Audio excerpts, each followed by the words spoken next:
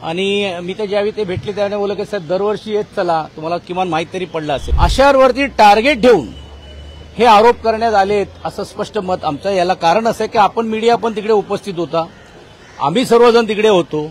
आता मला असं काय समजलं की सर्व नेत्यांबरोबर माझंही नाव त्यांनी घेतलेला होता. अशा उत्सवामध्ये असा गाळबोट लावण्याचा प्रयत्न जर विरोधी पक्षातल्या काही लोक जर करत असतील तर मला असं वाटतं हे दुर्दैवी आहे. 100% आता घोषणाबाजी दोन्ही बाजूनी संघटनेची लोक आहेत, असं काय घोषणा होत नाही का? जसा घोषणा तर होणारच, आणि ते काय आज बघत नाही, अशा वेळी ते नेहमीच बघत असतात ते. आणि विशेष लोकांच्याकडे त्यांचा विशेष लक्ष असतो. एक तर चांगली गोष्ट आहे की त्यांना एकतरी वळी कोळीवाडा एवढा मोठा आहे हे तरी समजलं.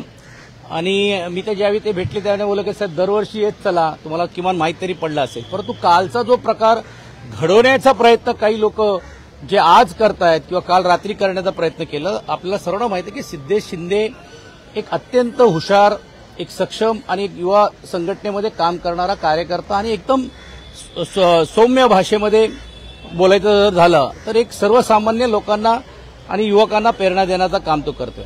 अशावरती टार्गेट ठेवून हे आरोप करण्यात आलेत असं स्पष्ट मत आमचं. याला कारण असं आहे की आपण मीडिया पण तिकडे उपस्थित होता, आम्ही सर्वजण तिकडे होतो.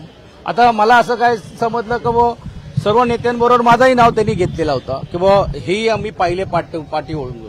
आता मी तर तिकडे पाठीच होतो, तो विषय व्यक्ती आणि माझा नाहीये. पण एवढ्या सर्व पोलिसांच्या समक्ष असताना पण अशातली गुन्हा नोंदवण्याचा किंबहुना FIR आम्ही करू अशी सांगण्याची हिंमत होते. यातून ते स्पष्ट होते की हे राजकारण ह्याच्यामध्ये घडवण्याचा प्रयत्न चाललेला आहे. काल दोन्ही नेते आले, दोन्हींनी पोलिसांनी चांगल्या रीतीने दोघांना बंदोबस्त देण्याचं काम केलं. आणि अशा उत्सवामध्ये असा गाळबोट लावण्याचा प्रयत्न जर विरोधी पक्षातल्या काही लोक जर करत असतील तर मला असं वाटतं हे दुर्दैवी आहे आणि निवळ बदनामी करण्याचा प्रयत्न आणि सूड उगवण्याचा प्रयत्न आहे असं मला स्पष्ट म्हणायचं. काल जी तिथं घोषणाबाजी झाली त्यानंतर हा राग काढण्याचा प्रयत्न 100% आता घोषणाबाजी दोन्ही बाजूनी संघटनेची लोक आहेत, असं काय घोषणा होत नाही का? जसा घोषणा तर होणारच.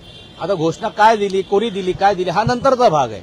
पण एक गोष्ट नक्की आहे की आमच्या लोकांची संख्या जेवढी होती, आणि संख्या बोलण्याची गरजच नाही कारण तो मतदारसंघच सन्मान्य आदित्यजींचा आहे. तर एकंदरीत वातावरण बघून ज्या पद्धतीने लोक त्यांना भेटतायत, ज्या पद्धतीने त्यांचा उत्साहाने स्वागत होतोय, ज्या पद्धतीने लोक त्यांना एकत्रित आणण्याचा प्रयत्न करतायत, त्यामुळे हा केवळवाणी प्रयत्न आहे. कारण काही ठराविक कार्यकर्तेच त्यांच्याबरोबर असल्यामुळे त्यांनी त्यांच्या कार्यकर्त्यांवरती नाराज दिली. कारण त्याच्यातले वरळीतले काही अनेक जे दुसरे महत्वाचे नेते, त्यांच्या राज्याचे नेते आणि विशेषतः उपमुख्यमंत्री येत असताना पण दिसत नाही. यातून आपल्याला समजेल की काय चाललंय. जवळपास 1 ते 2 मिनिटं आदित्य ठाकरे हे नजर रोखून बघत होते, त्याच्यावरनं फार राजकारण रंगलेलं आहे. ते नेमकं काय त्यांनी तुम्हाला काल पण त्याचं स्पष्टीकरण दिलं की मी ते हे बघत होते काय पार्टी काय गडबड तर नाही चालली आहे का, बाकी काय त्याचा हेतू नव्हता.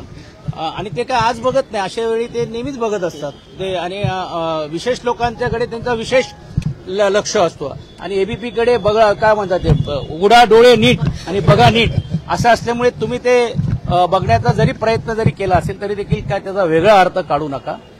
त्यांची तशी नजर आहे त्याला. आता देशाने ती नजर रोखलेली होती, काय झालं होतं का मागे? नाही कसं आहे, पाठी एवढी गर्दी होती, गर्दी असल्या तर स्वाभाविक आहे ना की बाबा पाठी काय चाललंय तर मी जसं बघतो तसं.